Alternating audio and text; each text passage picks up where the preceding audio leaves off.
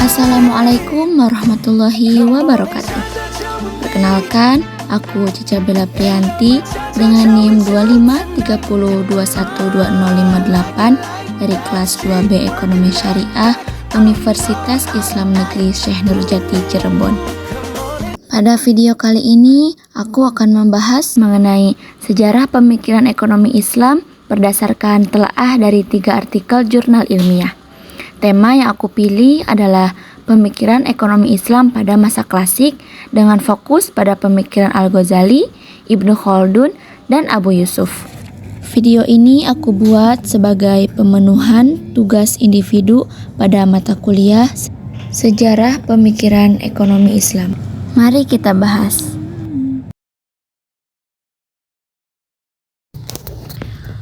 Oke, kita masuk ke artikel yang pertama saya bahas, yaitu artikel tentang pemikiran ekonomi Islam Imam Al-Ghazali.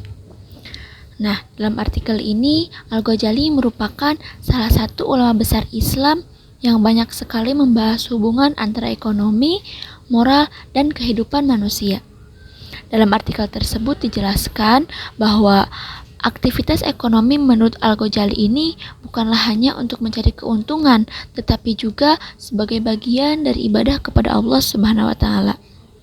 Nah, menurut Al-Ghazali, manusia memiliki kebutuhan hidup yang harus dipenuhi secara seimbang. Oleh karenanya, kegiatan ekonomi haruslah dilakukan dengan cara yang halal dan tidak merugikan orang lain.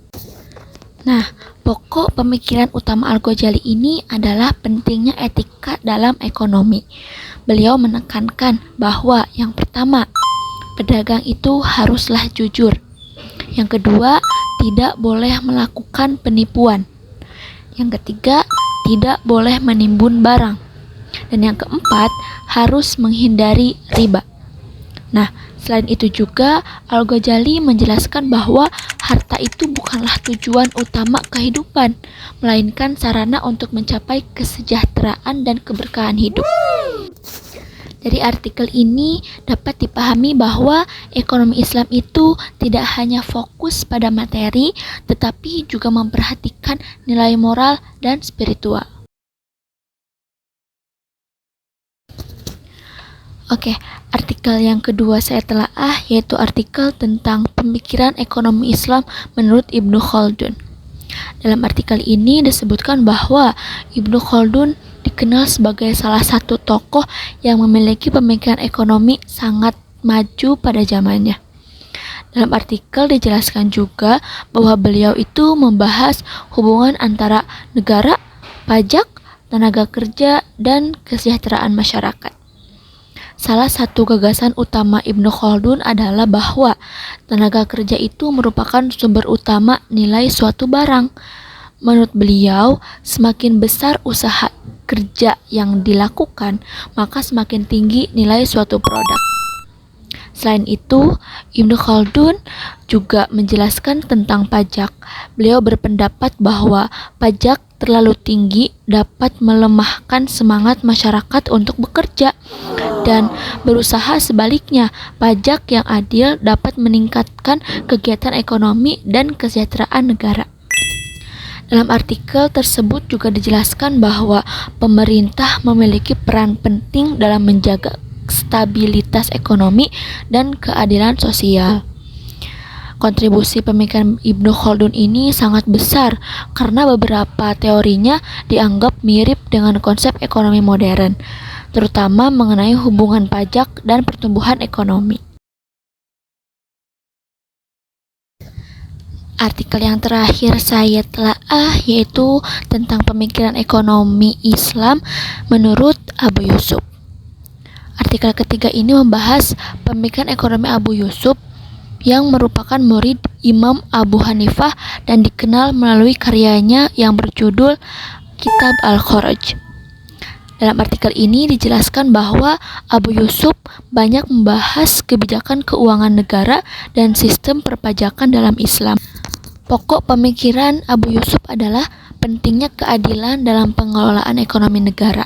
Beliau ini menekankan bahwa pemerintah itu harus mengelola pajak secara adil. Yang kedua, tidak menindas rakyat. Dan yang ketiga, menggunakan kekayaan negara untuk kepentingan masyarakat. Menurut Abu Yusuf ini, pemimpin memiliki tanggung jawab besar dalam menciptakan kesejahteraan rakyat. Oleh karena itu, kebijakan ekonomi haruslah berorientasi pada kemaslahatan umum. Dalam artikel ini juga dijelaskan bahwa pemikiran Abu Yusuf ini menjadi salah satu dasar perkembangan sistem fiskal dalam ekonomi Islam.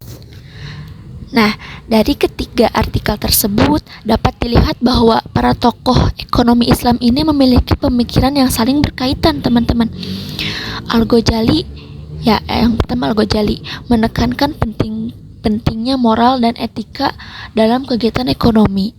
Ibnu Khaldun lebih fokus pada hubungan antara ekonomi negara, pajak, dan kesejahteraan masyarakat. Sedangkan Abu Yusuf menekankan keadilan dalam mengelola keuangan negara. Walaupun mereka memiliki fokus yang berbeda, ketiganya itu sama-sama menempatkan nilai keadilan, kesejahteraan, dan kemaslahatan masyarakat sebagai tujuan utama ekonomi Islam. Pemikiran mereka juga memberikan kontribusi besar terhadap perkembangan ekonomi Islam modern, seperti sistem keuangan syariah, perbankan syariah, konsep distribusi kekayaan, dan kebijakan ekonomi yang berkeadilan. Nah, hal ini itu menunjukkan bahwa pemikiran ekonomi Islam tetap relevan hingga saat ini. Oke, kesimpulannya dari ketiga artikel ini adalah sejarah pemikiran ekonomi Islam itu menunjukkan bahwa Islam memiliki konsep ekonomi yang tidak hanya berorientasi pada keuntungan, tetapi juga pada moral, keadilan, dan kesejahteraan masyarakat. Pemikiran Al-Ghazali, Ibnu Khaldun, dan Abu Yusuf itu memberikan kontribusi penting dalam perkembangan ekonomi Islam hingga masa sekarang. Oke, sekian penjelasan dari saya.